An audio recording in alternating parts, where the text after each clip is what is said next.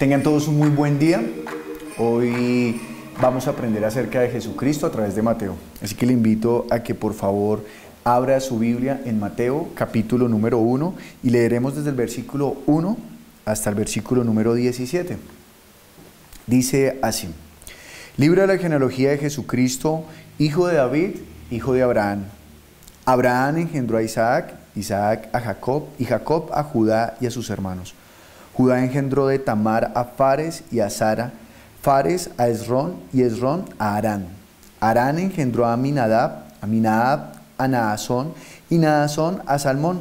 Salmón engendró de Rahab a Boz, Boz engendró de Rub a Obed y Obed a Isaí. Isaí engendró al rey David y el rey David engendró a Salomón, de la que fue mujer de Urías. Salomón engendró a Roboán, Roboán a Abías y Abías a Asa. Asa engendró a Josafat, Josafat a Jorán y Jorán a Usías. Usías engendró a Jotán, Jotán a Acaz y Acaz a Ezequías. Ezequías engendró a Manasés, Manasés a Amón y a Amón a Josías. Josías engendró a Jeconías y a sus hermanos en el tiempo de la deportación de Babilonia. Versículo 12. Después de la deportación a Babilonia, Jeconías engendró a Salatiel y Salatiel a Zorobabel. Zorobabel engendró a Abiud, Abiud a Eliaquín y Eliaquín a Azor. Azor engendró a Sadoc, Sadoc a Aquín y a Aquín a Eliud. Eliud engendró a Eleazar, Eleazar a Matán, Matán a Jacob. Y Jacob engendró a José, marido de María, de la cual nació Jesús, llamado el Cristo.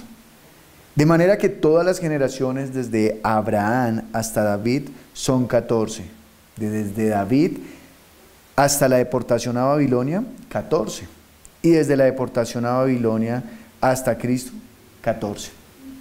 Vamos a orar pidiéndole al Señor que a través de esta palabra nosotros tengamos la seguridad de que Cristo es quien Dios dice que es. Padre, te damos gracias en este día por permitirnos congregarnos en tu nombre, Señor. Hoy te pido, Señor, que tu palabra, la cual viene de tu boca, es palabra santa y que tiene poder, venga a cada uno de nosotros, nos limpie y bendiga todo nuestro ser, de tal manera que nuestro cuerpo, alma y espíritu sean conociéndote, Dios. Que todo nuestro ser sea humillándose delante tuyo y que comprendamos que Jesús, el Hijo de Dios, el Cristo, es quien el Padre dijo que era, es quien dio testimonio que era. Hoy te pedimos, Señor, que a través de conocer esto, nosotros tengamos la seguridad de quiénes somos en Cristo Jesús. En el nombre de Jesucristo hemos orado. Amén. Bien, cuando hemos leído la primera porción del libro de Mateo, nos damos cuenta que muestran la genealogía y que comienza marcando algo muy especial, diciendo: libro de la genealogía de Jesucristo, hijo de David, hijo de Abraham. Para nosotros, cuando normalmente la gente está leyendo la Biblia y se da cuenta que hay una genealogía, suelen cambiar de página prontamente porque esa genealogía pues tiende a aburrir un poco. Pues es una cantidad de personas que no conocemos y es una cantidad de personas que nunca hemos visto ni veremos, que nunca hemos podido extender la mano.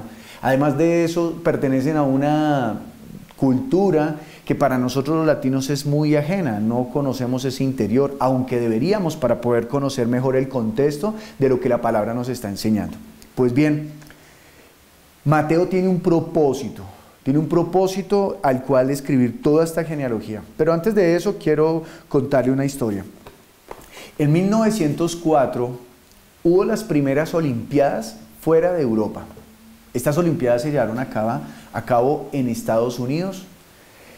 Allí participaron alrededor de 651 deportistas, de los cuales 609 eran estadounidenses.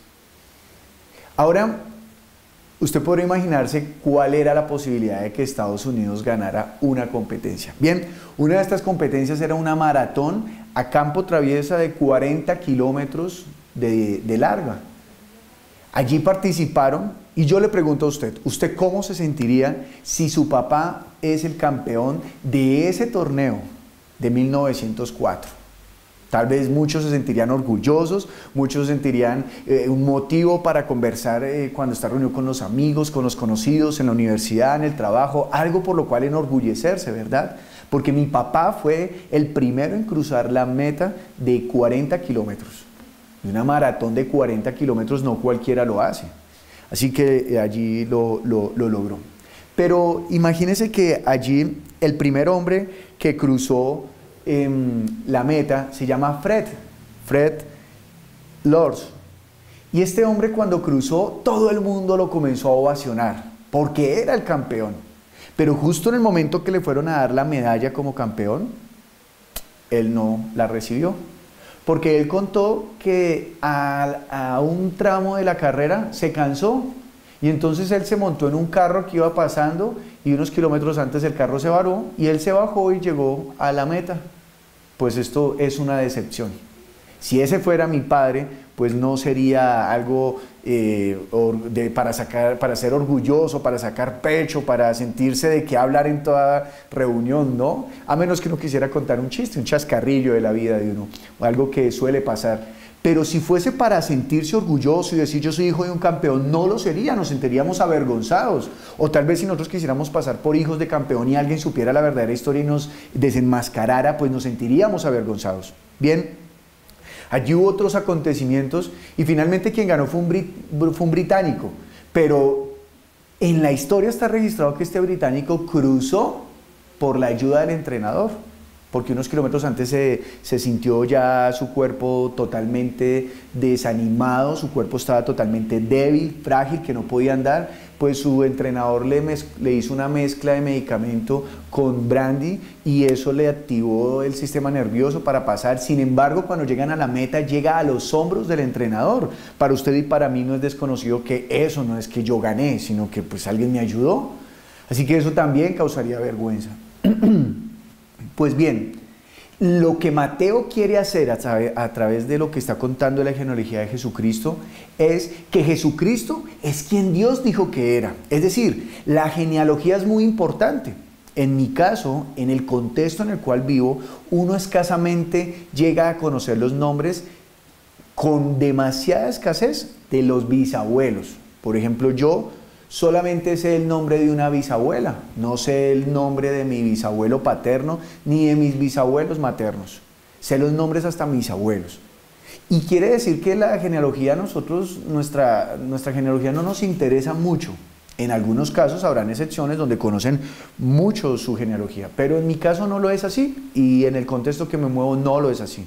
Así que no nos importa de dónde venimos, pero Mateo está marcando de dónde viene Jesús.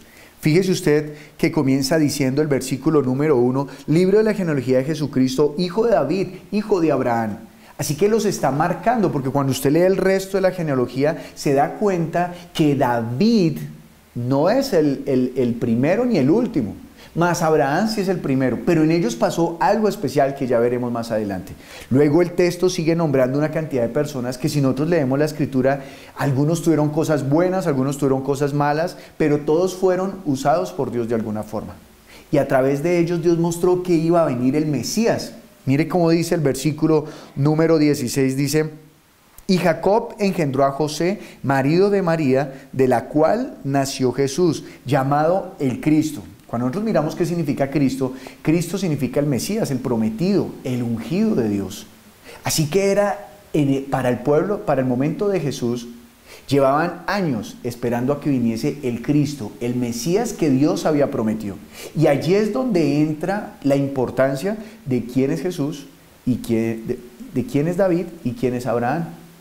Así que para que veamos la importancia de la descendencia y la genealogía para un israelita, le voy a pedir a usted que me acompañe a Levíticos, capítulo 21, versículo número 14. En Levíticos es un libro que habla demasiado de los sacerdotes y todo el servicio y todo el culto que iban a rendir a Dios. Así que en Levíticos, capítulo número 21, versículo 14, dice lo siguiente: acerca del sumo sacerdote, es decir, de quien servirá en el tabernáculo, da este mandato el Señor: no tomará viuda, ni repudiada, ni infame, ni ramera, sino tomará de su pueblo una virgen por mujer, para que no profane su descendencia en sus pueblos, porque yo Jehová soy el que los santifico. Dios está hablando que los que han de ser sumos sacerdotes han de tener un linaje limpio, pero no limpio refiriéndose solamente a suciedad, sino limpio también refiriéndonos a que aquellas mujeres serían tomadas del mismo pueblo, del mismo Israel, del mismo, si fuese posible, la misma tribu de Leví, para que no fuesen manchados con las tradiciones de otros pueblos. También dice que no puede ser una mujer que sea viuda, es decir, que ella haya sido esposa de otro hombre y aquel haya muerto, que no puede casarse con una repudiada, que no puede casarse con una infame ni una ramera, es decir, que la mujer con la cual él se ha de casar para tener genealogía y que sigan siendo sumos sacerdotes, ellos han de tener una descendencia limpia. Pero no solamente esto nos muestra la Biblia. Mire conmigo por favor el libro de Esdras, capítulo número 2. Allí veremos cómo unos hombres quieren hacer parte del servicio en el templo. Esdras capítulo número 2, versículo número 59.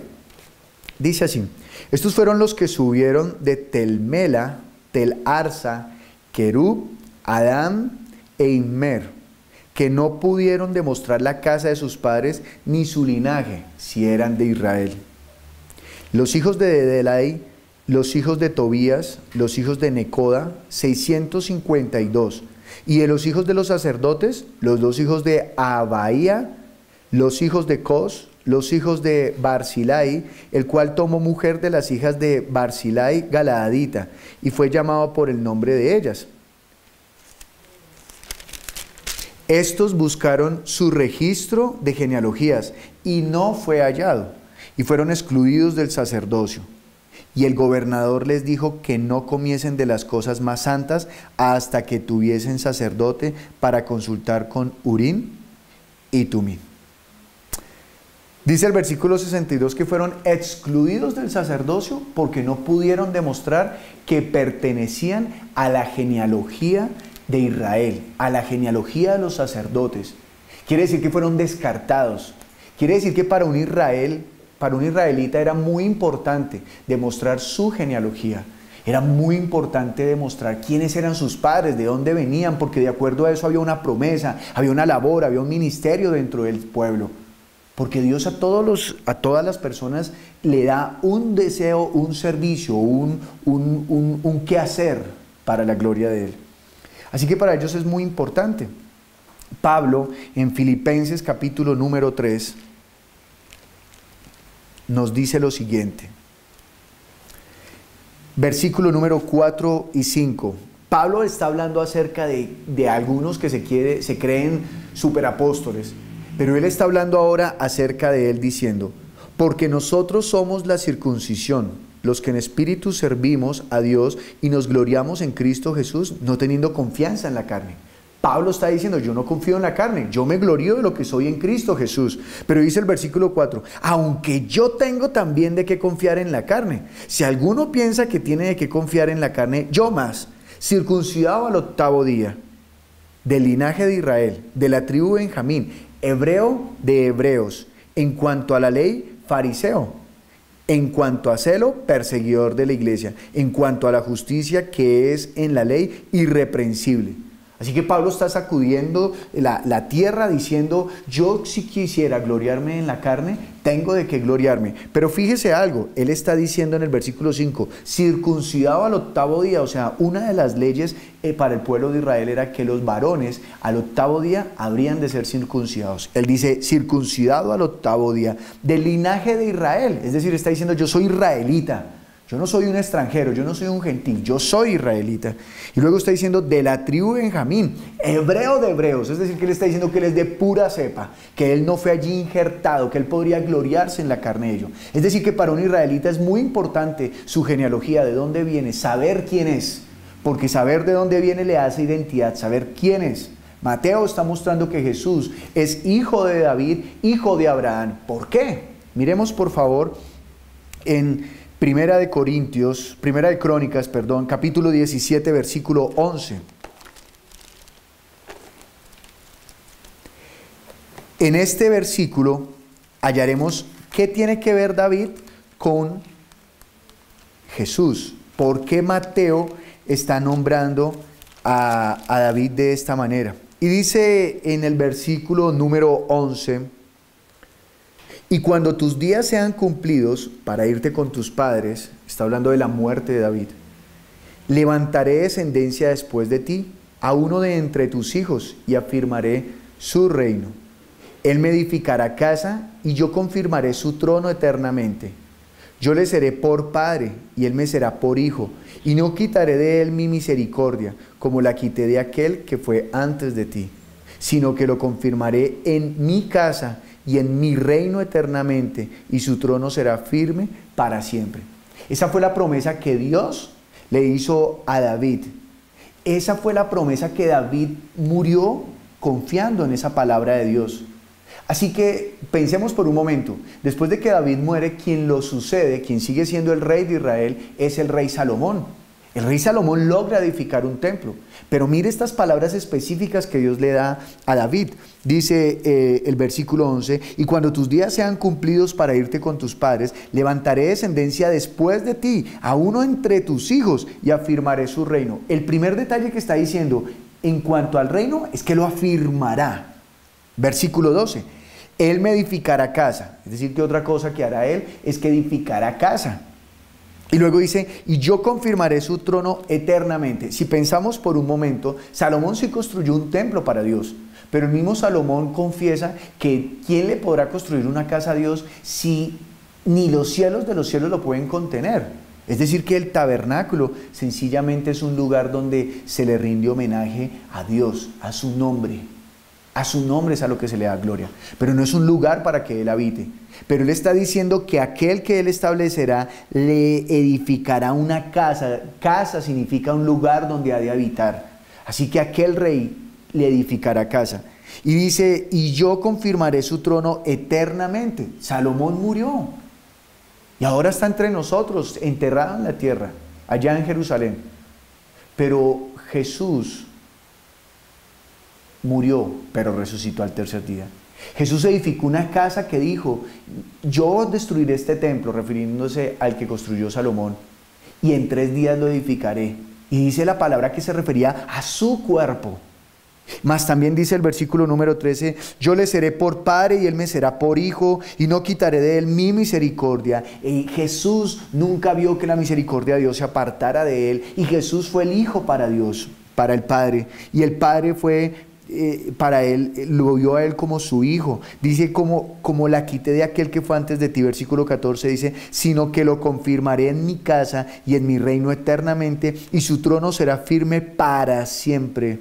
Conforme a todas estas palabras y conforme a toda esta visión, así habló Natán a David. Dios le da esta promesa a David de que de su descendencia levantaría a uno que sería rey para siempre.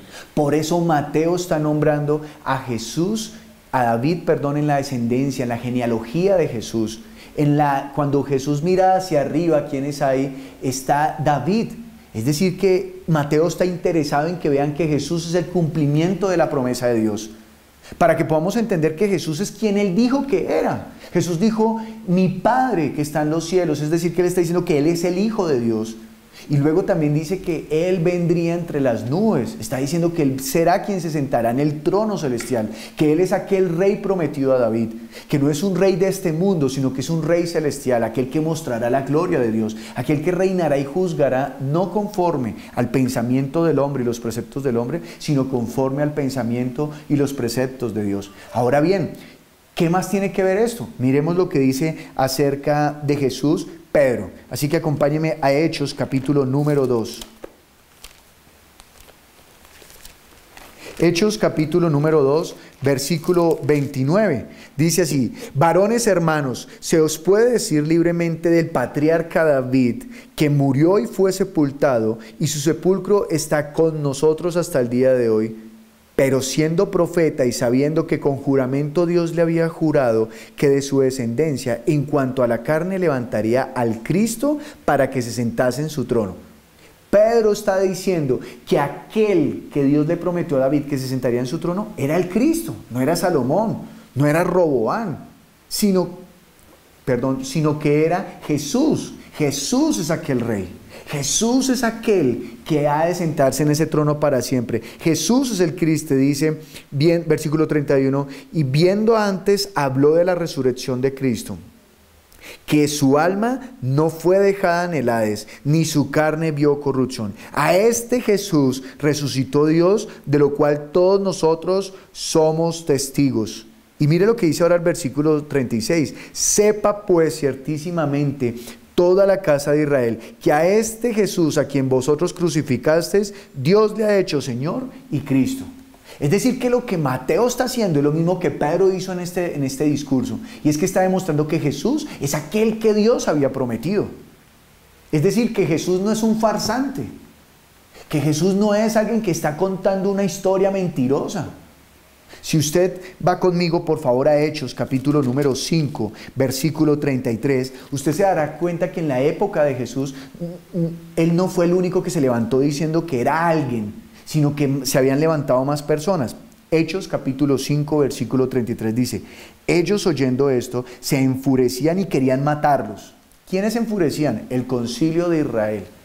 ¿Y a quién querían matar? A los discípulos que después de Jesús haber ascendido a los cielos comenzaron a predicar acerca de su nombre. Hablaban acerca de Jesús, de sus maravillas y de la gracia que había traído para nosotros, de librarnos de los pecados y ahora podernos acercar ante Dios.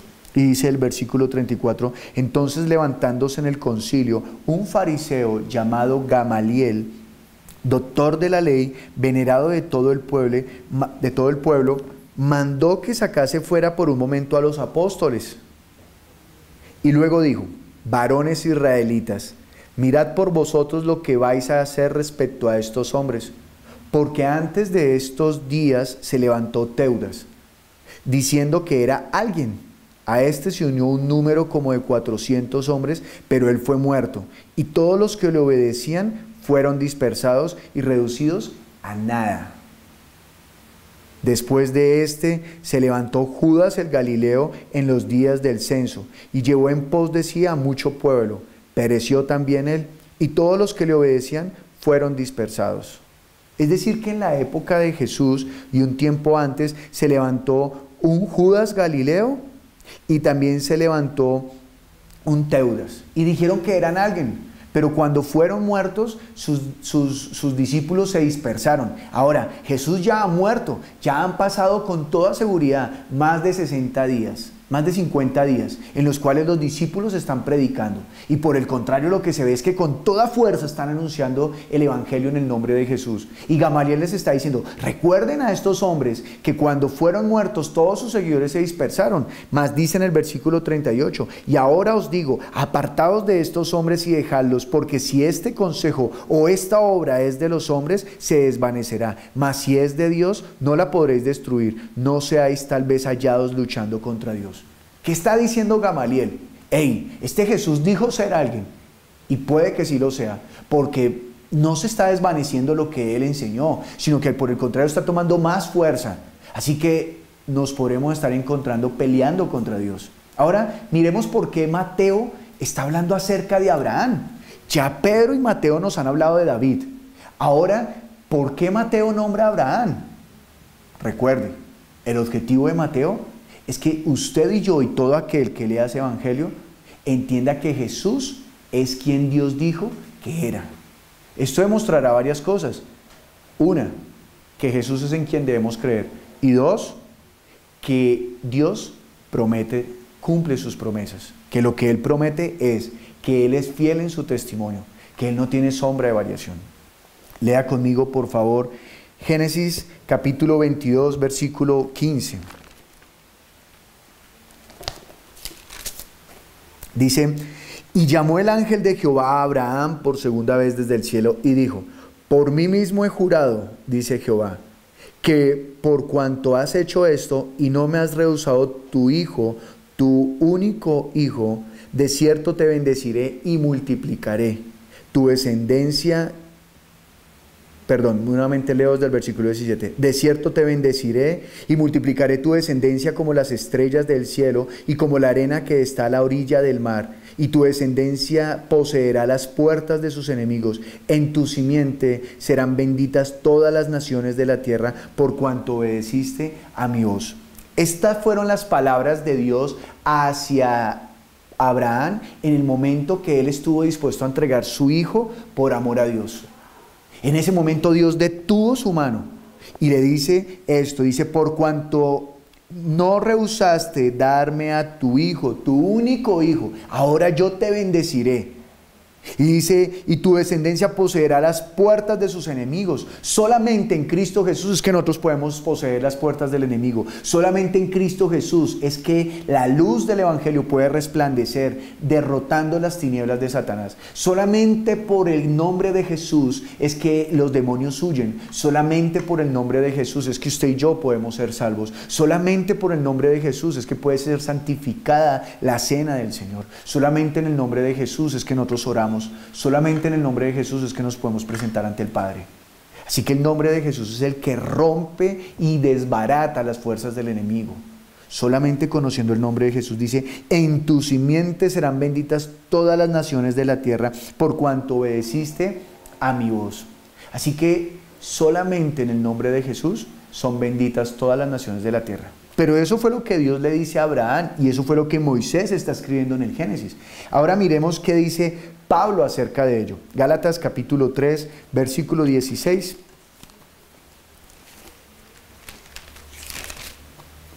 Dice,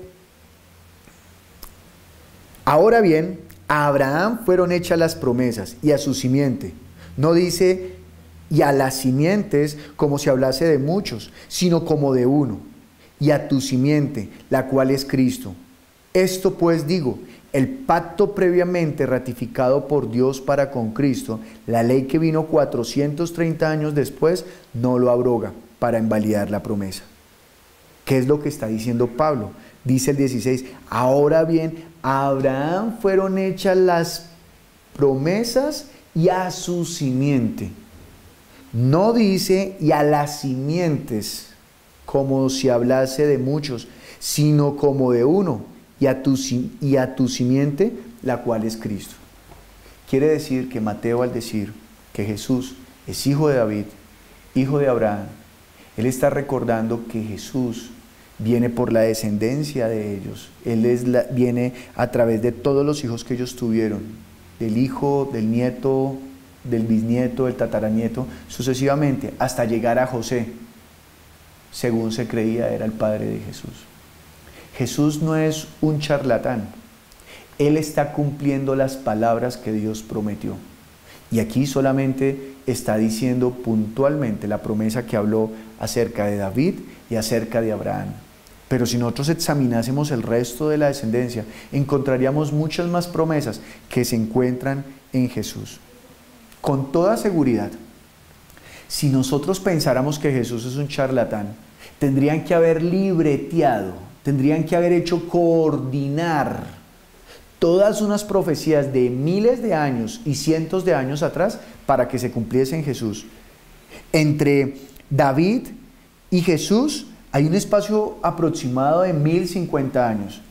Y entre Abraham y Jesús hay un espacio aproximado de 1800 años. Quiere decir que debería haber sido algo sobrenatural lo que se tuvo que haber hecho para que en un hombre se cumplieran estas dos promesas, bajo las circunstancias en las cuales se encontraba Jesús. Él es el Rey de los judíos. Ahora bien, ¿para qué nos sirve a nosotros conocer todo esto? ¿Para qué nos sirve saber que lo que Mateo escribió tiene que ver con la genealogía prometida a David y a Abraham? ¿Para qué nos sirve? ¿Para qué le sirve a usted leer Mateo capítulo número 1 y ver quién era la ascendencia de Jesús? ¿Para qué nos sirve a nosotros? Pues bien, a nosotros nos sirve para entender que ellos dieron testimonio y murieron creyendo que iba a venir un Cristo. Lea conmigo Hebreos capítulo número 11. Versículo número 8 al 10. Dice así: Por la fe Abraham, siendo llamado, obedeció para salir al lugar que había de recibir como herencia, y salió sin saber a dónde iba.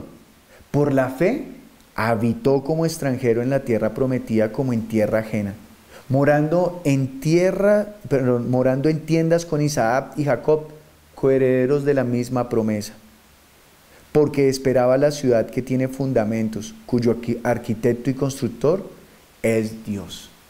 Es decir, que Abraham salió de Ur de los Caldeos hacia una tierra prometida, no buscando realmente una tierra, sino que él estaba mirando de lejos la ciudad celestial.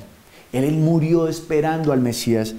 Mire lo que dice, por favor, en el versículo número 13 y 16. Conforme a la fe murieron todos estos sin haber recibido lo prometido, sino mirándolo de lejos y creyéndolo y saludándolo y confesando que eran extranjeros y peregrinos sobre la tierra. Es decir, que ellos murieron no viendo esta tierra, sino viendo la tierra venidera, que es el reino de los cielos. Y el versículo 16 dice, pero anhelaban una mejor, esto es celestial, no una terrenal, sino una celestial, por lo cual Dios no se avergüenza de llamarse Dios de ellos, porque le ha preparado una ciudad. Ellos, David, Abraham y todos los hombres de fe que muestran la Biblia, aunque tuvieron defectos, ellos murieron confiando en que el Cristo vendría. Y en ese Cristo, todas las familias, todas las personas del mundo serían bendecidas. ¿Recuerda la promesa que le hizo Dios a Abraham? En tu simiente serán benditas todas las familias de la tierra. Bueno, pues en Jesús somos todos benditos. Y dice que ellos murieron esperando una mejor ciudad, una celestial. Esa mejor ciudad es donde Jesús está sentado ahora y en donde Él está construyendo moradas para usted y para mí, si creemos y permanecemos hasta el final en esa fe, para que tanto usted como yo heredemos allí. Por eso dice la palabra que usted y yo somos herederos y coherederos juntamente con Cristo Jesús, si es que creemos y padecemos por causa de su nombre. Si usted y yo desmayamos en la fe, ya no habrá esperanza. Hemos de creer que Jesús es quien dijo ser. Y si usted y yo creemos, estaremos dispuestos a hacer todo lo que sea necesario para permanecer en la fe y para irle a anunciar el Evangelio a otros. Mire lo que dice Pablo en Filipenses capítulo número 3. Pablo se dirige a los filipenses con tanta gallardía en su corazón que les está diciendo lo siguiente. Versículo número 7, dice, pero cuántas cosas eran para mí ganancia, las he estimado como pérdida por amor de Cristo. Recuerde que Pablo había dicho que él era hebreo de hebreos, circuncidado al 8º día, del pueblo, del linaje de Israel, y que era de la tribu de Benjamín. Él se sentía orgulloso de eso, pero a él no le importa quién es su descendencia en la carne. Él ahora le importa que tiene la fe en el Hijo de Dios, y si él tiene la fe en el Hijo de Dios, ahora es hijo de Dios, porque Juan, capítulo número 1, versículo 12 dice que más a todos los que le recibieron, a los que creen en el nombre de Jesús, a los que recibieron a Jesús, les es dada la potestad de ser hechos hijos de Dios. Así que Pablo ya no le importa si es de la tribu de Benjamín, a Pablo ya no le importa si es del linaje de Israel, a Pablo ya no le importa si fue circuncidado al 8º día o si es hebreo de hebreos. A Pablo le importa es que ahora pertenece a Jesús. Dice el versículo número 13 al 14. Hermanos, yo mismo no pretendo haberlo ya alcanzado, pero una cosa hago, olvidando ciertamente lo que queda atrás y extendiéndome a lo que está delante. Prosigo a la meta, el premio del supremo llamamiento de Dios en Cristo Jesús. ¿Sabe? Cada vez que usted lea Mateo capítulo 1, versículo 1, recuerde que quien usted tiene la fe, en quien usted ha decidido creer que es Jesús, no fue un charlatán. Él es el cumplimiento de las promesas de Dios. Él es el que Dios dijo que era. Así que si usted ha decidido creer en Jesús, usted estará dispuesto a dar la vida por Él.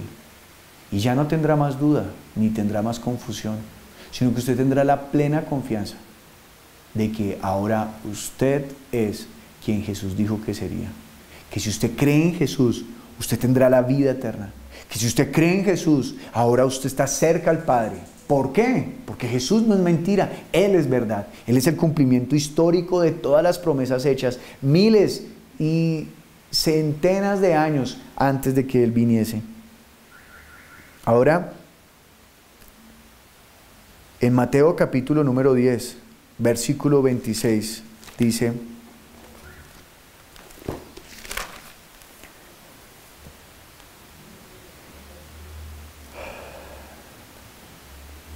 Mateo capítulo 10, versículo 26. Así que no los temáis, porque nada hay encubierto que no haya de ser manifestado, ni oculto que no haya de saberse. Versículo 27. Lo que os digo en tinieblas, decidlo en la luz, y lo que os digo al oído, proclamadlo desde las azoteas. ¿Sabe? Si Jesús es quien dijo ser, ya no tenemos nada de qué temer. En la época de los discípulos era muy difícil predicar, mucho más que hoy en día. Era muy difícil, pero algo tuvieron ellos. Tuvieron una garantía: Jesús era el Cristo. Jesús es quien Dios dijo ser. En Él está el cumplimiento de todas las palabras. En Lucas capítulo 24 dice que Moisés, los salmos y los profetas hablaron de Jesús y que todas las profecías se cumplieron en Él. No estamos hablando de 100 profecías, no estamos hablando de 200 profecías. Estamos hablando con toda seguridad de más de 500, más de 1000 profecías cumplidas en Jesús. Esto es imposible que suceda en alguien más en todo el mundo, pero en Él se han cumplido todas las profecías que Dios dio acerca del Cristo. Así que ya no tema, vaya y anúncielo, porque si Jesús es verdad que Él estará con usted hasta el final de los tiempos. Él dijo en Mateo capítulo número 28: toda potestad me es dada en el cielo y en la tierra. Por tanto, id y haced discípulos a todas las naciones, bautizándolos en el nombre del Padre, del Hijo y del Espíritu Santo, enseñándoles que guarden todas las cosas que os he mandado. Y he aquí, yo estoy con vosotros todos los días hasta el fin del mundo. Amén. Así que creamos que Jesús es el Cristo, el Hijo de Dios, y nosotros creamos quiénes somos en Él. Por favor, oremos pidiéndole al Señor que nunca se nos olvide y nunca dudemos acerca de quién es Jesús.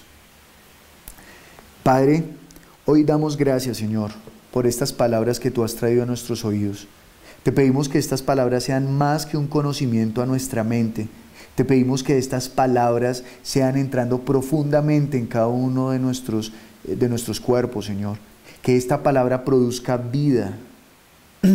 Padre, te pido que ayudes a todos aquellos que han dudado de quién es Jesús, aquel verbo que se hizo carne.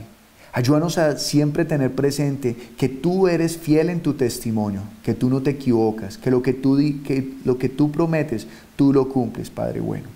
Hoy te pido en el nombre de Jesús, Señor, que tú bendigas a cada uno de los que han rendido hoy el culto, a cada uno de los que han escuchado este mensaje, Dios, para que sin ningún temor vayan y anuncien el Evangelio, porque no hay duda de que Jesús sea quien tú dijiste, el Cristo, el Hijo de Dios.